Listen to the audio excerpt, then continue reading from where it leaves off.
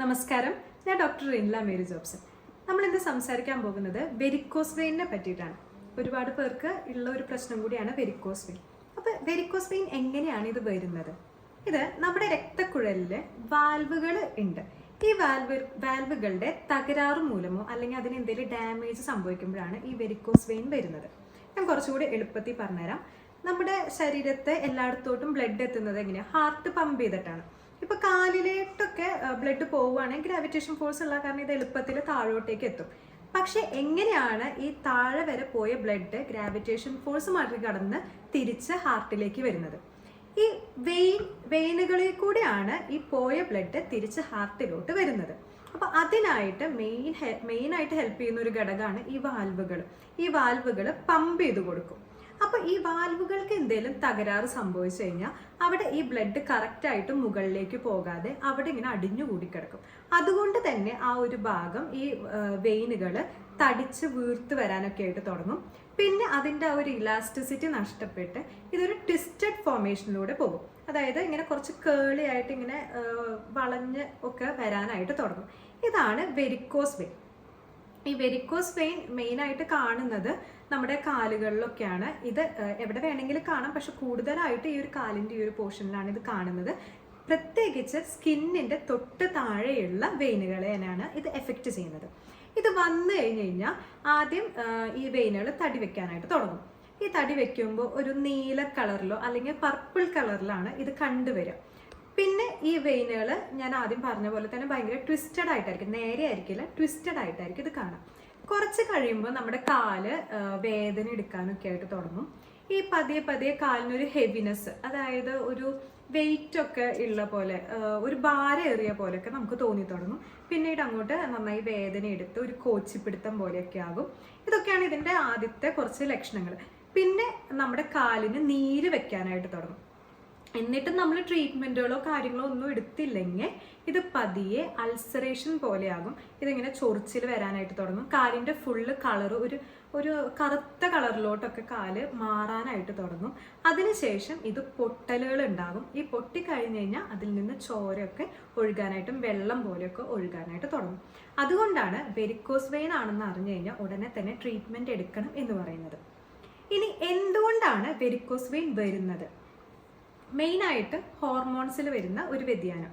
അത് പല അസുഖങ്ങൾ കാരണമായിരിക്കാം, അല്ലെങ്കിൽ പ്രഗ്നൻസി ടൈമിലൊക്കെ ഒരുപാട് ഹോർമോൺ വ്യത്യാസം വരുന്നുണ്ട്. മെനോപോസ് ടൈമിൽ വ്യത്യാസം വരുന്നുണ്ട്. അതുകൊണ്ട് തന്നെ ഈ വെരിക്കോസ് വെയിൻ കൂടുതലായിട്ടും കണ്ടുവരുന്ന സ്ത്രീകളിലാണ്. അവർ ഈ പ്രഗ്നൻസി കാലഘട്ടത്തിൽ കൂടെ ഒക്കെ കടന്നു പോകുന്നതുകൊണ്ട് തന്നെ വെരിക്കോസ് വെയിൻ കൂടുതലായിട്ടും സ്ത്രീകളിൽ കാണുന്നുണ്ട്.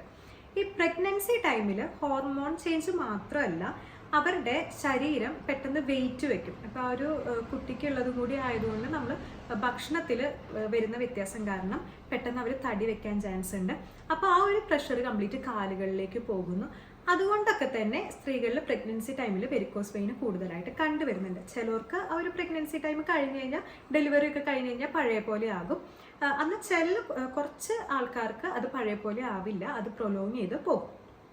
പിന്നെ വേറെ റീസണാണ് ജെനറ്റിക് ആയിട്ട് അല്ലെങ്കിൽ ഹെറിഡിറ്ററി. നമ്മുടെ വീട്ടിൽ ആർക്കെങ്കിലും ഈ വെരിക്കോസ് വെയിൻ്റെ പ്രശ്നം ഉണ്ടെങ്കിൽ അത് കാരണം നമുക്ക് വരാം. പിന്നെ നമ്മുടെ ലൈഫ് സ്റ്റൈൽ. ഈ ലൈഫ് സ്റ്റൈൽ എന്ന് പറയുന്നത് ഒബേസിറ്റി, ഒന്ന് അമിതവണ്ണം, പിന്നെ കറക്റ്റായിട്ട് എക്സസൈസുകളൊന്നും ചെയ്യുന്നില്ലെങ്കിൽ, അതായത് ഫിസിക്കൽ ആക്ടിവിറ്റി ഒട്ടും ഇല്ലാത്ത അവസ്ഥ. പിന്നെ വരുന്നതാണ് ഈ സ്മോക്കിംഗ് ഉള്ള ആൾക്കാരിൽ. പൊതുവെ വെരിക്കോസ് വെയിൻ പുരുഷന്മാരിലും ഉണ്ട്, സ്ത്രീകളിലും ഉണ്ട്. പുരുഷന്മാരിൽ സ്മോക്കിംഗ് ഉള്ള ആൾക്കാർക്കൊക്കെയാണ് വെരിക്കോസ് വെയിൻ കൂടുതലായിട്ടും കണ്ടുവരുന്നുണ്ട്.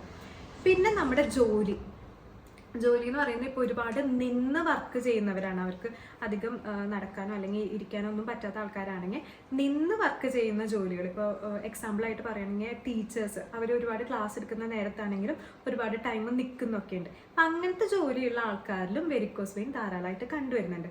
ഇതുകൊണ്ട് തന്നെ വീട്ടമ്മമാർ അടുക്കളയിൽ ഒരുപാട് നേരം നിൽക്കുന്നത് കൊണ്ടും അവർക്കും വെരിക്കോസ് വെയിന് വരാനായിട്ടുള്ള ചാൻസുകൾ വളരെ കൂടുതലാണ്. ഇതൊക്കെയാണ് വെരിക്കോസ് വെയിൻ വരുന്ന കാരണങ്ങൾ. ഇനി വെരിക്കോസ് ആണെന്നുള്ള ഒരു ലക്ഷണങ്ങളൊക്കെ നമ്മൾ കണ്ടു തുടങ്ങിക്കഴിഞ്ഞാൽ എത്രയും പെട്ടെന്ന് നമ്മൾ ട്രീറ്റ്മെൻറ്റുകൾ എടുക്കാനായിട്ട് സ്റ്റാർട്ട് ചെയ്യുക. കാരണം ഈ വെരിക്കോസ് വെയിനൊക്കെ പതിയെ തന്നെയാണ് ഇത് വരുള്ളൂ. കുറച്ച് നാളുകളൊക്കെ നമ്മുടെ ദേഹത്ത് ഉണ്ടാവും. അത് കഴിഞ്ഞിട്ടാണ് ഇത് സിവിയർ ആകാനായിട്ട് തുടങ്ങുന്നത്. വർഷങ്ങളോളം എടുക്കും ഇത്. അപ്പോൾ ആ ഒരു ടൈമിനുള്ളിൽ തന്നെ മാക്സിമം ട്രീറ്റ്മെൻറ്റുകൾ എടുത്ത് ഇത് റിവേഴ്സ് ചെയ്യാനായിട്ട് നോക്കുക. ഇല്ലെങ്കിൽ നമ്മൾ ഒട്ടും തന്നെ ട്രീറ്റ്മെൻ്റ് ഒന്നും എടുക്കാണ്ട് ഇതിനൊരു വക വയ്ക്കാതെ പോവുകയാണെങ്കിലാണ് അൾസറേഷൻ രീതിയിലോട്ടൊക്കെ ഇത് പോവുക. ആ ഒരു സ്റ്റേജൊക്കെ എത്തിക്കഴിഞ്ഞ് കഴിഞ്ഞാൽ പിന്നെ വളരെ ബുദ്ധിമുട്ടാണ്. നമ്മുടെ കാലൊക്കെ പൊട്ടുക എന്നുള്ളൊരവസ്ഥ ഒക്കെ ഒന്ന് ആലോചിച്ച് നോക്ക്. വളരെ ബുദ്ധിമുട്ടുള്ള ഒരു പ്രശ്നമാണ്.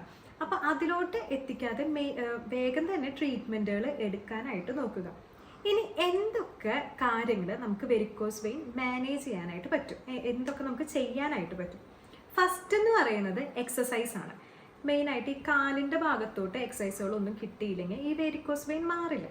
അപ്പോൾ നമ്മൾ ഡെയിലി എക്സസൈസുകൾ ചെയ്യാനായിട്ട് തുടങ്ങുക. ഇപ്പം നടക്കലായിരിക്കാം, ജോഗിങ് ആയിരിക്കാം, അങ്ങനത്തെ എക്സസൈസുകളൊക്കെ ധാരാളമായിട്ട് ചെയ്യുക. പിന്നെ നെക്സ്റ്റ് എന്ന് പറയുന്നത് കാഫ് മസിൽ എക്സസൈസ്. ഈ കാഫ് മസിൽ എന്ന് പറയുന്നത് നമ്മുടെ കാലിൻ്റെ പിന്നിൽ കാണുന്ന ഒരു മസിലാണ്. ഈ കാഫ് മസിലിനും വെരിക്കോസ് വെയിനിൽ വളരെയധികം ഒരു കണക്ഷൻ ഉണ്ട്. ഇതെങ്ങനെയാണ് സംഭവം എന്ന് വെച്ച് കഴിഞ്ഞാൽ, കാഫ് മസിൽസ് കോൺട്രാക്ഷൻ നടക്കുന്നതിനനുസരിച്ച് ഈ ബ്ലഡ് തിരിച്ച് ഹാർട്ടിലോട്ട് പമ്പ് ചെയ്യാനായിട്ട് ഹെൽപ്പ് ചെയ്യും. അപ്പോൾ കാഫ് മസിൽസിന് അധികം കൺട്രാക്ഷൻ ഒന്നും നടക്കുന്നില്ല, അല്ലെങ്കിൽ കറക്റ്റായിട്ട് എക്സസൈസുകളൊന്നും കിട്ടുന്നില്ലെങ്കിൽ അതും ഈ വെരിക്കോസ് വെയിൻ കൂട്ടാനായിട്ട് കാരണമാകുന്നുണ്ട്. അതുകൊണ്ടാണ് കാഫ് സ്ട്രെങ്തനിങ് എക്സസൈസുകൾ, മെയിനായിട്ട് കാഫ് മസിൽസിലുള്ള എക്സസൈസുകൾ ചെയ്യുക. ഈ നമ്മുടെ വാൽവ് എന്ന് പറയുന്നത് വൺ വേ ആണ്. ഇപ്പോൾ ഇങ്ങോട്ടേക്ക് പോയി കഴിഞ്ഞാൽ പിന്നെ ഇത് തിരിച്ച് വരില്ല. അതുകൊണ്ടാണ് ഇതിന് വൺ വേ എന്ന് പറയുന്നത്. അപ്പോൾ അതിനൊരു ഡാമേജ് സംഭവിച്ചു കഴിഞ്ഞാൽ ഈ ബ്ലഡ് അവിടെ ഇങ്ങനെ അടിഞ്ഞുകൂടാണ്. അപ്പോൾ അത് മാറ്റാനായിട്ട് ഈ കാഫ് മസിൽസിന് നല്ലപോലെ കാര്യങ്ങൾ ചെയ്യാനായിട്ട് പറ്റും. നെക്സ്റ്റ് എന്ന് പറയുന്നത്, ഇപ്പോൾ നമ്മൾ എക്സസൈസിൻ്റെ കാര്യം പറഞ്ഞു, വാക്കിങ്, ജോഗിങ്, അതുപോലെ തന്നെ കാഫ് മസിൽ എക്സസൈസുകൾ. അടുത്തതായിട്ട് നമുക്ക് ചെയ്യാൻ പറ്റുന്ന ഒരു കാര്യമാണ് കംപ്രഷൻ സോക്സുകൾ. ഈ കംപ്രഷൻ സോക്സുകൾ ആ ഒരു കാഫ് മസിൽസിൻ്റെ ഏരിയ ആണെങ്കിൽ കാല് മൊത്തത്തിൽ ഒരു പ്രഷർ കൊടുത്ത് ഈ ബ്ലഡ് തിരിച്ച് ഹാർട്ടിലേക്ക് വരാനായിട്ട് ഹെൽപ്പ് ചെയ്യുന്നുണ്ട്.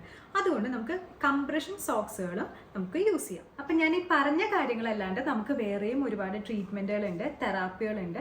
നമ്മുടെ കാഫ് മസിൽസിനെ സ്റ്റിമുലേറ്റ് ചെയ്യുന്ന ഒരുപാട് തെറാപ്പികളുമുണ്ട്.